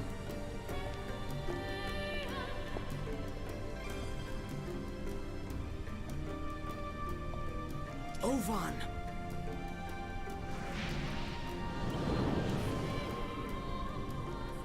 He was waiting to do that turn until the sun was just in the right position. He's been practicing. It's been a long time, Haseo. Or maybe I should call you the Terror of Death. You've gotten quite strong. A lot stronger than you were back then. Well, I was forced to become stronger. Thanks to you. You, where have you been? Haseo, always the reliable one. So, after Haseo's kind of picked up by Ovan, like, you know, a When lonely the kitten, Twilight Brigade broke up, why didn't you Ovan come invites then? Haseo to join his What guild, the have you been Twilight doing the Brigade, last where they 6 search for months? pretty much Aura. It was such a small seed. I needed to find out what was growing inside. And there was only one way to find out. But That's shortly, why probably like a month I or so decided to after, raise it. like a failed You like raised it? attempt What are at you finding talking about, Ovan? what he I'm was looking speaking for, figuratively. Ovan kind of just disappears, and the guild breaks When you up. suddenly disappeared. We all just... Why did you disappear like that? After that, Shino...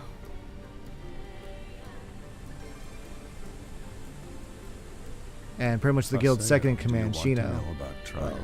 We'll find out. Wait, you know Tri-Edge?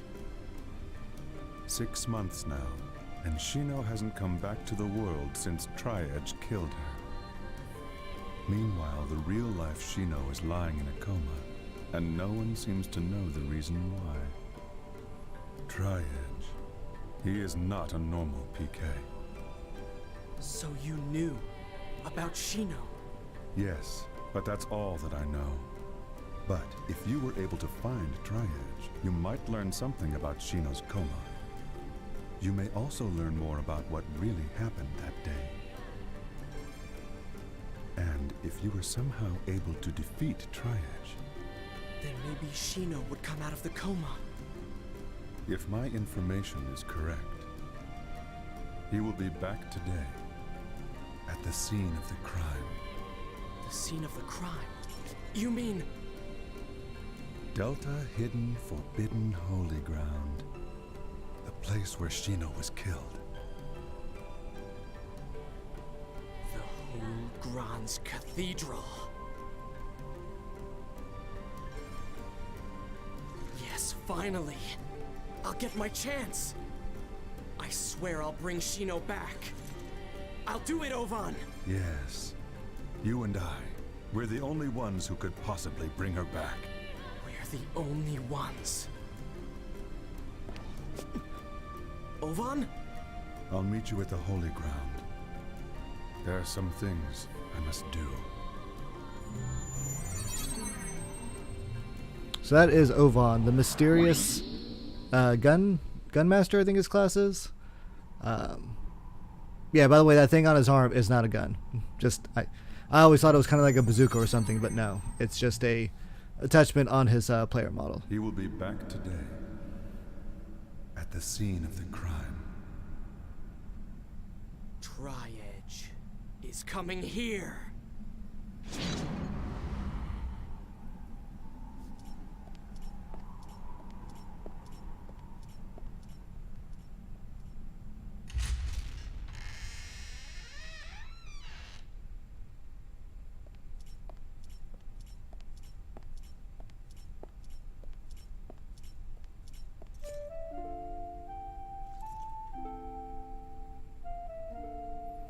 So yeah, if anyone can recognize from those kind of like blurry, pixelated videos from the journal, this is the cathedral where Kite and Black Rose would come to talk about Aura. A statue of a girl here. A girl? That's right. She was called Aura. I wonder, why'd she disappear? Who knows? Maybe she just lost her interest. Lost hope for this world. Shino was pretty much Ovan's like right hand and was also crazy in love with Ovan. And so when he disappeared, she didn't take it very well. But Haseo was like unbelievably enamored with Shino. Like, you want to talk about like a puppy syndrome. Oof. But 6 months before this time here, Shino, her character was killed. That's where that mark is left over from, was her attack. And by the time Haseo got here, all that was left was this character here, Tri-Edge, and her disintegrating body. You bastard!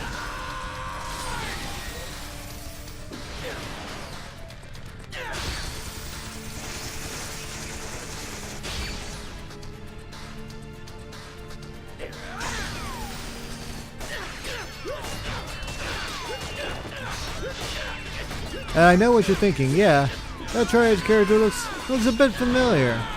His design's that red, and red pants. Looks a lot like a good old boy we used to know. Maybe that'll come up later.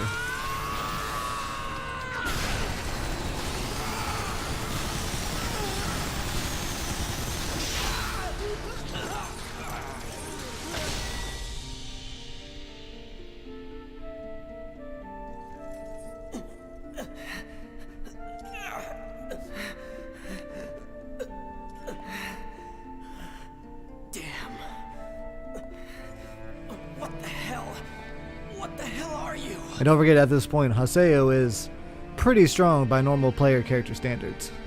This guy killed Shino. It's not over yet.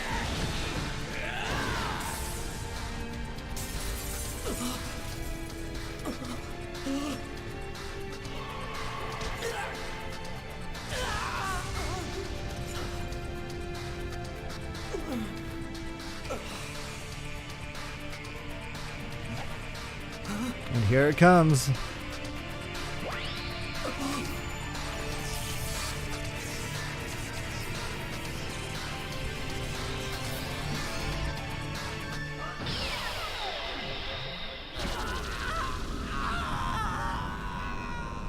The data drain.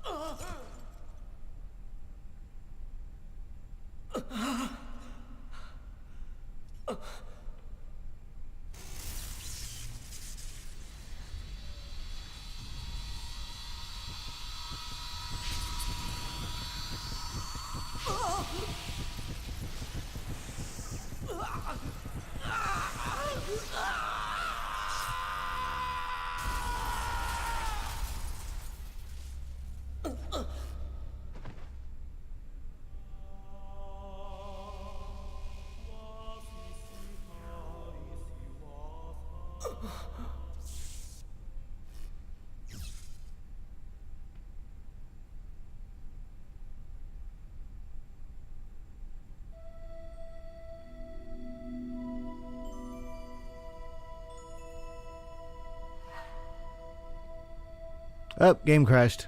Had to reboot. Had to reinstall. Huh? What the? I was fighting Tri-Edge, but then... Damn it, I can't remember. Huh? I don't remember doing that. Reformatted? What's going on? What about my emails?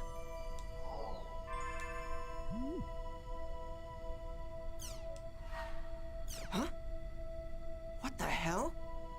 I would never delete these. They're all gone. Even the emails I got from Shino.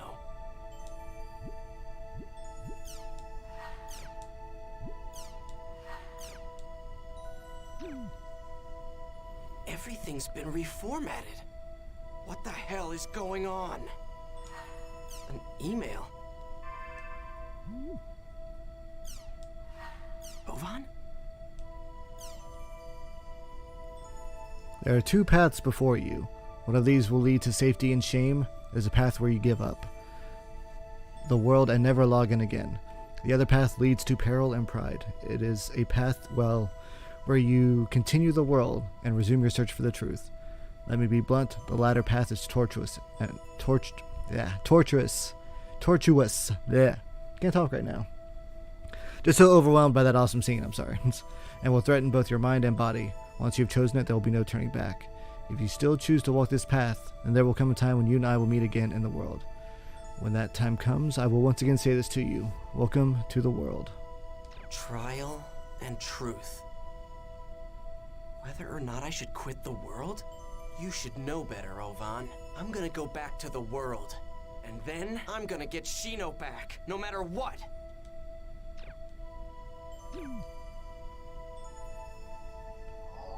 Let's see, so what do we have? News capture. Alright, what does news capture show us? Let's see. Free streaming. This is Salvador Ihara's Online Jack. Oh, I forgot about this. We investigate the hottest controversies in today's news. The in-your-face, hard-hitting show. Welcome to Online Jack. Okay, get ready, all you netizens out there. Today's Jack target is Doll Syndrome. Have you heard of it? It's the mystery illness that's spreading like wildfire among grade schoolers. Grade schoolers? It causes verbal and mental defects that leave victims non-responsive. That's right. This disease turns children into lifeless dolls. Oh no! But we'll fight back. To combat this earth-shattering crisis, we at Online Jack started an investigation. Oh boy. I, Salvador Ihara, will save the world! Oh, I think we're gonna have fun with this. It's called Doll Syndrome, a truly mysterious illness. Some scientists tell us the cause is endocrine-disrupting chemicals, but what I want to showcase here is this book. Internet games are turning our kids into dolls. A warning about Doll Syndrome. Taichiro Sugai, a professor from Takayama University, wrote the book and lives here.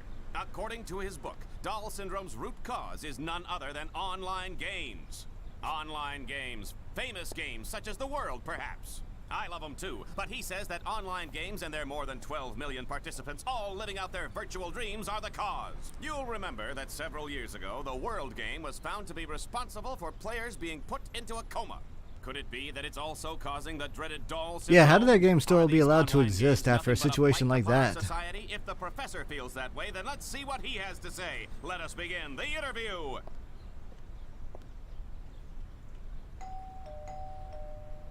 Does he know you're coming? What do you want? You know how late it is? Hey there, I'm the host of Online Jack, Salvador Ihara. I have a few questions about your book, Online Games Are Turning Our Kids into Dolls, a warning about doll syndrome. Can you believe this guy? Call ahead of time. We want to talk to you.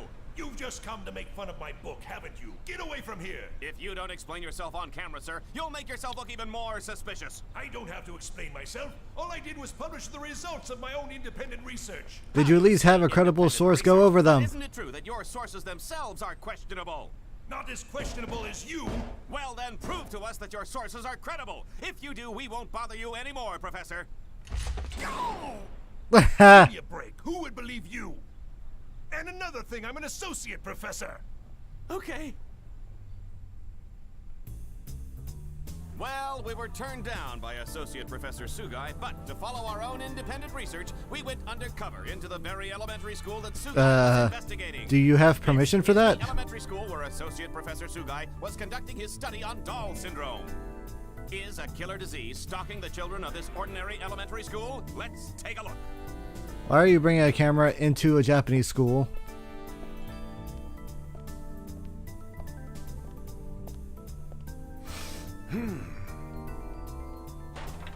Hey there, boys and girls. There's no need to fear. Salvador Aihara is here. Who are you? We're in the middle of class. I had a feeling. This vision of loveliness that graces our presence. Hello, Senorita. You and I can save the world together. Viva Salvador! Get out of here, you creep! Here we are in the teacher's lounge. I haven't been to one of these since the days when I used to peep under girls' skirts. If you want to film in here, you need to get permission first. Yes. The whole purpose of the show is it's undercover. You entertainment people have no decency. You're so beautiful when you're angry. Stop that. What are you investigating? Doll syndrome. Miss Michiru Tajima, teacher of 4th grade class 1.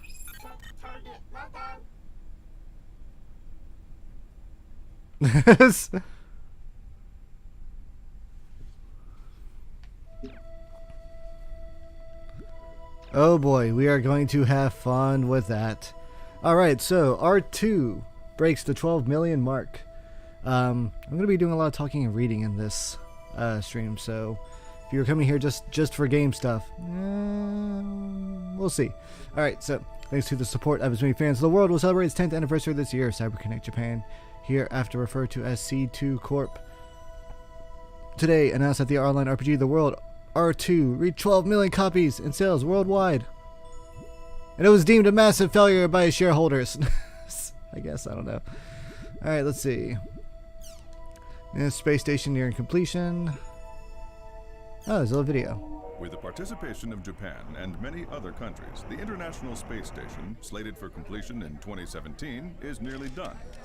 You ever, as a soccer stadium, this fully manned facility will be used you ever for just various look types back of on the research like in a deep 20 years space ago and just think they were really optimistic that we would make any kind of advances by 2020.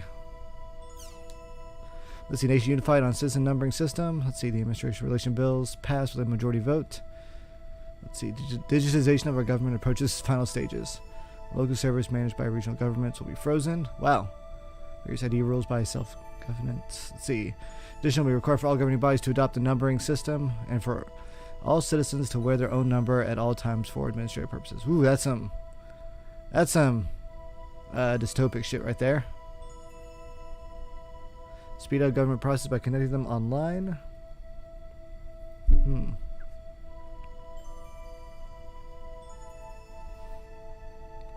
Okay, overall, it looks just like a way to organize peoples into systems. Oh, let's see what it says. The Online Administration Act received a majority vote of the ruling party, meaning the adoption of the citizen numbering system seems to be inevitable. As a result, the process of converting to an electronic government has overcome its final hurdle. That sounds dangerous. See, games to blame for juvenile delinquency. I'm a hero. These are the words often written on a sketchbook found in a young boy's school bag. Games have far better graphics compared to novels and comics, and games are interactive. Yeah? It's easier for children to see themselves as the protagonists of their favorite games. This is a dangerous phenomenon. For example, what would happen if a child were to play an extreme action game, believe he was the real game's main character? He could possibly act in real life the same way he would in the game. It frightens me just thinking about the consequences. Yeah, that's a problem. And the problem is, people are stupid. Let's see, Japan announces the new model M2D. It's a micro monocle display. It's, let's see, new virtual glasses, regular updates. Display your world. For business or for entertainment, the new M2D micro monocle I don't know if you should be wearing that display while walking around just Once like you're freed from your mobile, around the the net town. opens up That sounds super dangerous. in front of your eyes. Good for them though. Let's see, NY back in the day. Oh, New York and back in a day. Okay, so this is a new kind of like... Oh, geez, the price for a one-way New York to Tokyo trip is 3,200,000 yen, or roughly $30,000. A round trip is double that. It's enough to make the old expensive Concorde prices feel like pocket change. But there is no shortage of people desperately seeking these tickets despite the high prices.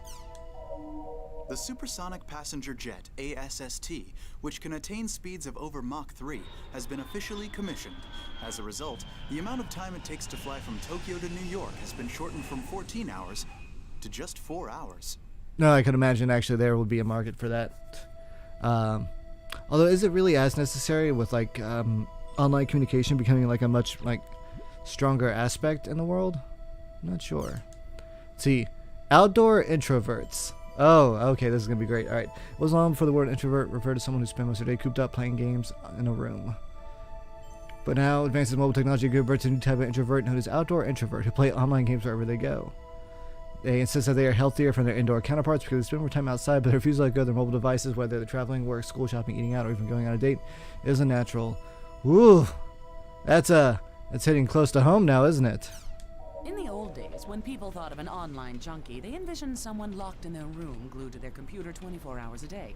But today, due to radical improvements in mobile devices, network games can be enjoyed outside and have given rise to a whole new breed of online junkies. Let's see, death by gaming, worldwide epidemic. Let's see. Incidents of players dying for playing online games for too long is increasing around the world. In most cases, players died from heart failure due to extreme exhaustion after playing a game for 30 hours straight. Kid died in an internet cafe. Oh wait, there's a little thing about the arena. Let's see, a student was a well-known player in the online game of the world, was repeatedly leveling up a character in preparation for a title match in the arena. Wow. Let's see, deleted data. Some people have said in a flash the world was gone. It's been 2 years since the largest online game ever in the world, with 20 million copies sold worldwide, was taken offline. Let's see, it was around this time that CyberConnect Japan, hereby referred to as C2 Corps, had a fire at their headquarters. Okay, so this incident isn't talking about the end of the PS2 game. The world and the company behind it actually kept the servers on and the game going for quite a few years afterwards. But what's going to come apparent, and once we unlock more of those GU files, is that there was a situation that happened, and it basically ended up for the world being destroyed and them making the world 2. So, yep. Let's see.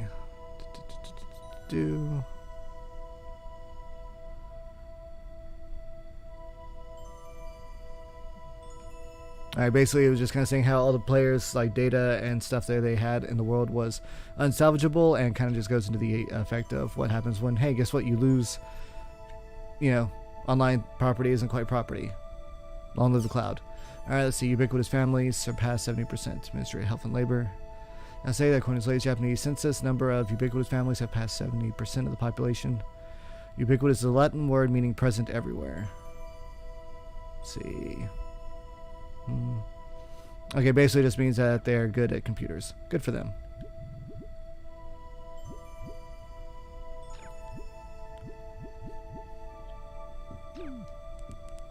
Alright, so that is the world currently at the start of this game. Let's see, this community forum. Let's just take a quick peek at what it has to say. Ooh, wow, it can... It's got some stuff in there.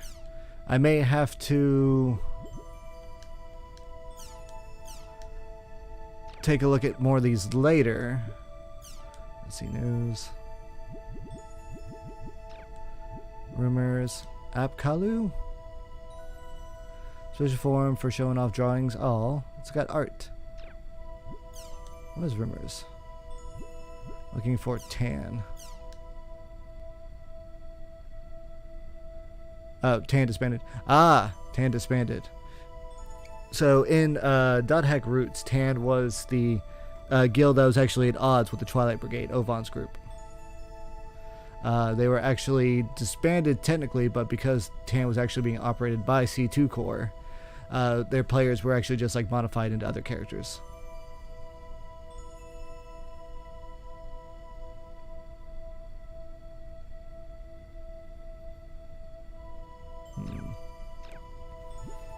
Forest Pain, Urban Legend, Mr. the World. Please read Rumorboard.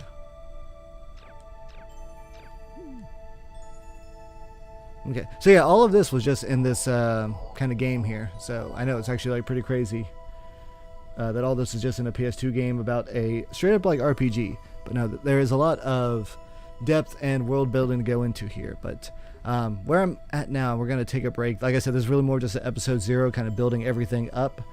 Starting next stream of this game, we are going to go into some more detail and actually like get into the meat of the game, and we'll see how far we can get. I forget how long each part is. I won't spend a lot of time doing like those like map reads, although we will probably keep reading or watching that little investigative report because that was fun. But we may save those for at the end of parts or at the beginning of new parts. We'll see. We'll see. It's a mystery. I'm excited. I hope you're excited. And I want to thank y'all for watching. As always, this will be uploaded onto YouTube. But you can follow me at ZerexZX on Twitter for updates as to streams. But anyway, thank y'all for watching, and I will see y'all later on.